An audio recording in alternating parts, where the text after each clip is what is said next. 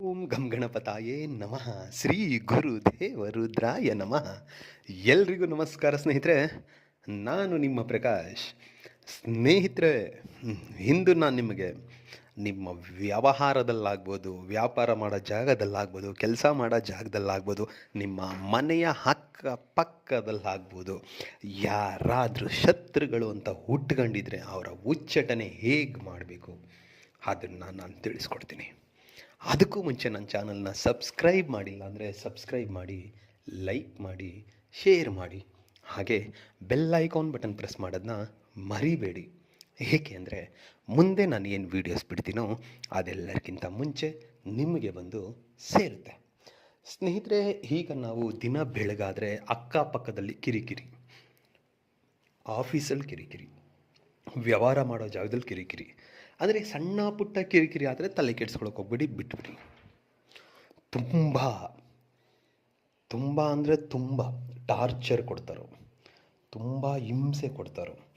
ಆ ಹಿಂಸೆ ತಡ್ಕೊಳಕ್ಕಾಗಲ್ಲ. ಏನಪ್ಪ ಮಾಡಲಿ, ನನಗೆಲ್ಲ 8 ದಿಕ್ಕುಗಳು ದಿಗ್ಬಂಧನ ಆಗಿಬಿಟ್ಟಿದೆ, ಇವನು ಉಚ್ಚಟನ ಆಗಿಲ್ಲ ಅಂದರೆ ನನ್ನ ಕೆಲಸ ಆಗಲ್ಲ ಅಂತ ಯಾವಾಗ ನಿಮ್ಮ ಮನಸ್ಸಿನಲ್ಲಿ ನೀವು ಅಂದ್ಕೊಳ್ತೀರೋ ಆವಾಗ ಈ ಕ್ರಿಯೆ ಮಾಡಿ ಸ್ನೇಹಿತರೆ. ಈ ಕ್ರಿಯೆ ಒಂದೇ ಒಂದು ನೀವೇನಾದರೂ ಮಾಡಿದ್ದೆ ಆದಲ್ಲಿ ಆ ಶತ್ರು ಉಚ್ಚಟನೆ ಒಳಗಾಗ್ತಾನೆ. ಯಾಕಪ್ಪ ಇವ್ರ ವಿಚಾರಕ್ಕೆ ನಾನು ಬಂದೆ, ನನ್ನ ಪಾಡಿಗೆ ನಾನು ಇದ್ದು ಬಿಡಬೇಕು, ಅವ್ರ ಸಹವಾಸನೆ ನನಗೆ ಬೇಡ ಅಂತ ನಿಮ್ಮಿಂದ ದೂರ ಹೋಗಿಬಿಡ್ತಾರೆ.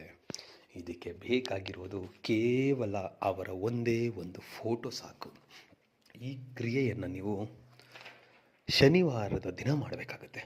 ಶನಿವಾರದ ದಿನ ಅವರ ಫೋಟೋ ತೆಗೆದುಕೊಂಡು ಫೋಟೋ ಹಿಂಭಾಗದಲ್ಲಿ ಕ್ರೀಮ್ ಅಂತ ಬರೆದು ಅದರ ಕೆಳಗಡೆ ಅವರ ಹೆಸರನ್ನು ಬರೆಯಿರಿ. ಅವರ ಹೆಸರನ್ನು ಬರೆದು ಆದ ಮೇಲೆ ಇವಾಗ ನಾನು ಏನು ಹೇಳ್ತೀನೋ ಮಂತ್ರ, ಈ ಮಂತ್ರವನ್ನು 108 ಸಾರಿ ಪಠನೆ ಮಾಡಬೇಕಾಗುತ್ತೆ.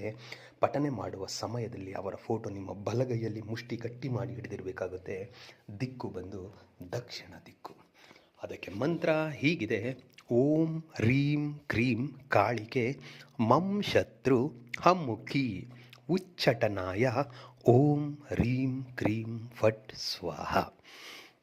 ಮಂತ್ರ ಇನ್ನೊಮ್ಮೆ ಹೇಳ್ತೀನಿ ನೋಡಿ ಸ್ನೇಹಿತರೆ. ಓಂ ರೀಂ ಕ್ರೀಂ ಕಾಳಿಕೆ ಮಂ ಶತ್ರು ಹಮ್ಮುಖಿ ಉಚ್ಚಟನಾಯ ಓಂ ರೀಂ ಕ್ರೀಂ ಫಟ್ ಸ್ವಾಹ. ಆ ಮುಖಿ ಅನ್ನೋ ಜಾಗದಲ್ಲಿ ಅವರ ಹೆಸರನ್ನು ಸೇರಿಸ್ಕೊಳ್ತಾ ಈ ಮಂತ್ರ ಪಠನೆ ಮಾಡಿ. ಖಂಡಿತ ರಿಸಲ್ಟ್ ಸಿಕ್ಕೇ ಸಿಗುತ್ತೆ. ಎಲ್ರಿಗೂ ಮಂಗಳವಾಗಿ.